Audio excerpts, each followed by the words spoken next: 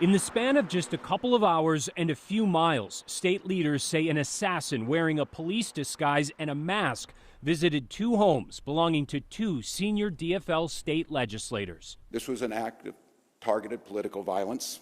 This morning, Governor Walz announced that Senator John Hoffman was targeted first. He and his wife Yvette shot multiple times in their Champlin home at around 2 a.m. The couple's nephew, Matt Oleg, writing on Facebook, "My aunt threw herself on her daughter, using her body as a shield to save her life." Remarkably, he says the couple survived, adding they're both out of surgery and recovering. These are public servants, leaders who committed their lives to improving the lives of others, and they were targeted in a violent and cowardly way. Minnesota's Commissioner of Public Safety later said the suspect, 57-year-old Vance Boelter, exploited the lawmakers' trust in law enforcement to gain entry, not once, but twice. It was knocking on the door and asking the person to come out, absolutely impersonating a police officer. Brooklyn Park's police chief saying that disguise briefly confused officers in his city an hour and a half after the first shooting, when they conducted a welfare check just a few miles away at the home of DFL House Speaker Emerita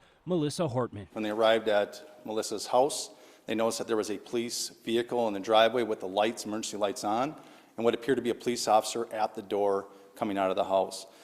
When our officers confronted him, the individual immediately fired upon the officers, who exchanged gunfire, and the suspect retreated back into the home. He says they found Melissa and Mark Hortman dead of multiple gunshot wounds, and they believe Boelter fled on foot through the backyard, leaving his vehicle and valuable evidence behind. When we did a search of the vehicle, there wasn't a manifesto that identified many lawmakers and other officials. Minnesota Senator Tina Smith and State Attorney General Keith Ellison have confirmed they were on that list, and law enforcement sources who have seen it tell our AJ Legault that it also includes names of non-elected officials tied to abortion rights. We must all, Minnesota and across the country, stand against all forms of political violence. That begins by looking out for Boelter, who was last seen and photographed in North Minneapolis. I believe he's working to potentially flee the area, and so that's why we're sharing that with that information now so that we can safely apprehend him.